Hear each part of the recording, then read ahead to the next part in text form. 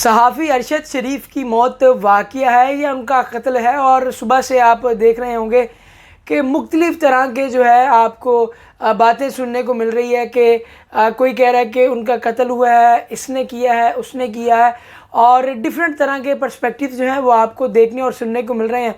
और मैं ख़ुद भी रिसर्च कर रहा था सुबह से, और मुझे भी कुछ 10 तरह के जो है वो बयानात मुझे सुनने को और देखने को मिले हैं।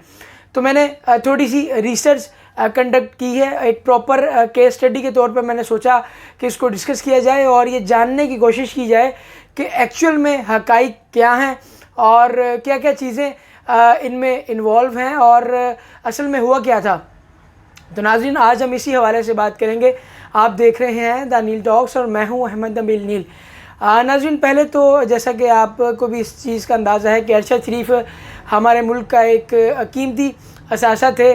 सहाफ़त में यकीनन उन्होंने बहुत काम किया है और बहुत बड़ा नाम था उनका सहाफ़त में। अल्लाह उनके दर्जात बुलंद करे और अल्लाह जो है उनके लिए आगे की जो ज़िंदगी है उसमें आसानियाँ पैदा करे। अब बात कर लेते हैं कि असल में हुआ क्या। अब सुबह से मुख्तलिफ़ जो चीज़ें हैं वो सुनने में आ रही हैं। एक तो कोई कह रहा है कि जनाब अदारों के ख़िलाफ़ जो है उनकी तरफ से कोई ना कोई बात की गई थी या कोई ना कोई ऐसा अमल किया गया था जो कि इदारों के ख़िलाफ़ था, तो इसलिए इदारों ने उनको मरवा दिया है। और साथ कुछ लोग ये भी कह रहे हैं कि जनाब जो डॉक्यूमेंट्री आ रही थी जिसमें शरीफ फैमिली के करप्शन के बारे में जो है ज़िक्र था, तो इस वजह से शरीफ फैमिली ने उन्हें मरवाया है। तो असल में हक़ाइक़ है क्या, तो आज हम इस वीलॉग में उन तमाम चीज़ों को जो डिटेल में देखते हैं। सबसे पहले तो यहाँ पर एक बहुत अहम सवाल है, वो ये कि वो कीनिया में आखिर कर क्या रहे थे। और इतलात के मुताबिक कीनिया से पहले जो ख़बर आई थी कि वो लंदन में थे, और लंदन जैसे इतने महफूज मुल्क को छोड़कर वो कीनिया में क्यों गए, जबकि कीनिया के बारे में अगर आप इंटरनेट पे थोड़ी सी रिसर्च करें तो ये क्रिमिनल से भरा हुआ मुल्क है। यहाँ पे कहा जाता है कि ये लूट मार, चोरी, डकैती और अगवा, बराए तवान, ये सारी चीज़ें आम हैं। वहाँ तो जो है लोग दुकानों के आगे 3-3 जंगले लगाते हैं ताकि जो है चोर आए ना, क्योंकि वो वहाँ पे तो चोर गुज़रते गुज़रते लोगों से चीज़ें छीन के भाग जाते हैं। वो ऐसा करप्ट मुल्क है। और आखिर वो वहाँ कर क्या रहे थे, अभी तक ये बात सामने नहीं आ सकी। अब बात की जाए वाक़ई की, तो जनाब वहाँ का कीनिया का एक बहुत बड़ा अखबार है, द स्टार्स के नाम से जाना माना अखबार है। अब वहाँ पे जो है प्रॉपर उन्होंने इसको जो है स्टोरी को शाया किया है, और वो जो स्टोरी है उसमें बहुत जोल हैं और उसमें बहुत सी ऐसी चीज़ें हैं जो कि बहुत से सवालात खड़े कर रही हैं।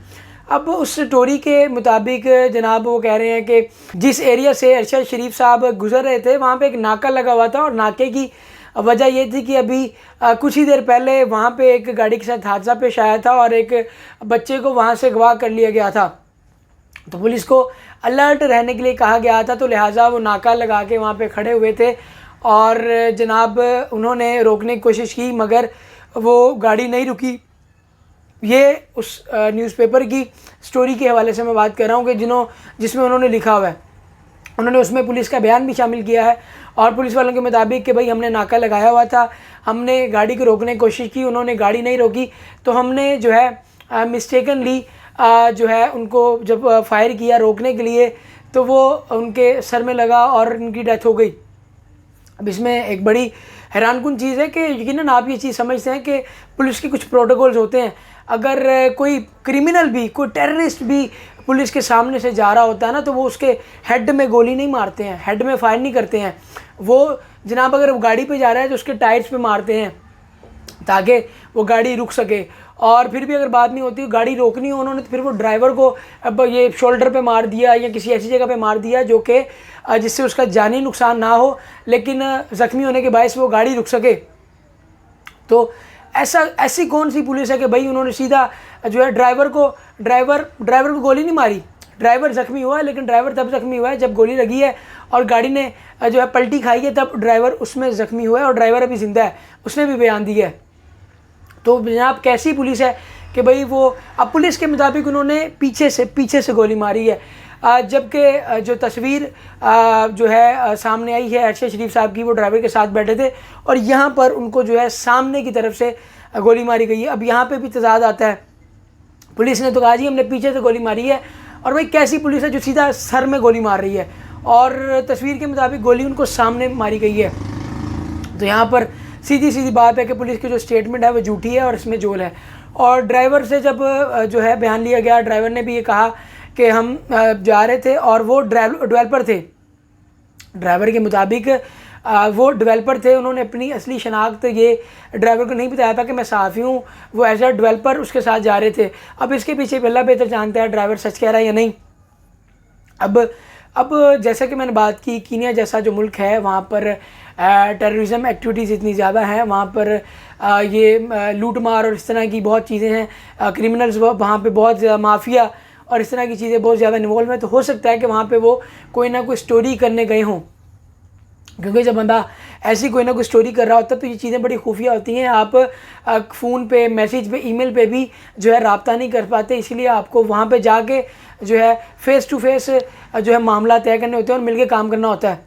तो हो सकता है कि वो कीनिया इस मकसद के लिए गए हों।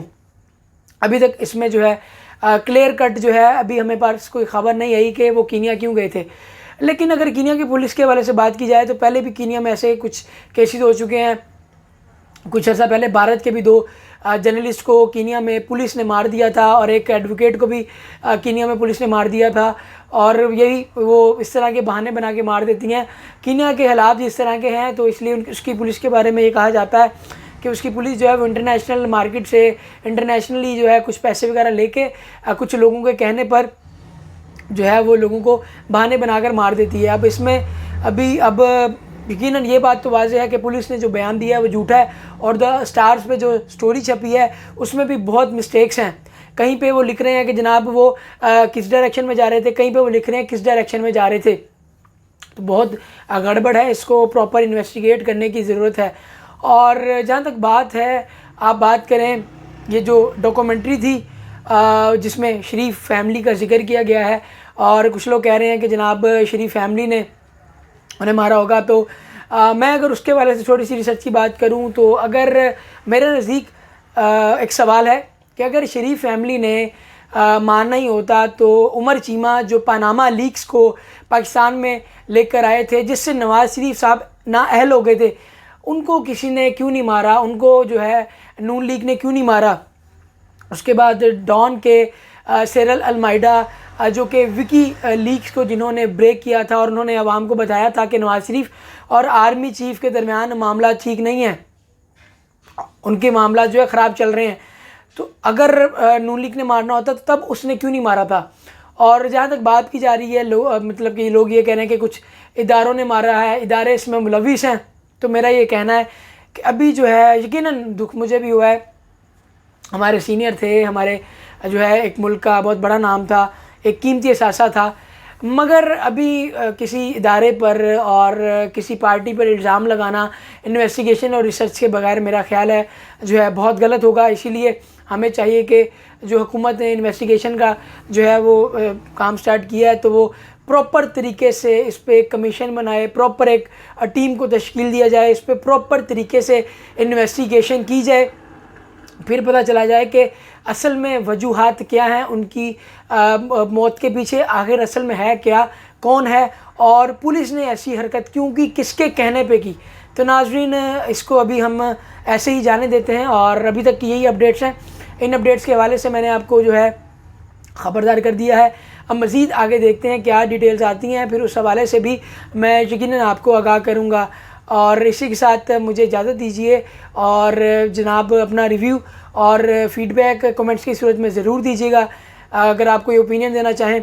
और साथ ही साथ मेरे आपसे गुजारिश है कि हमारे सीनियर सहाफ़ी की जो है आसानी के लिए और उनकी मग़फ़िरत के लिए दुआ भी कीजिएगा कि अल्लाह उनके दर्जात बुलंद करे और उनके लिए आसानियाँ पैदा करे।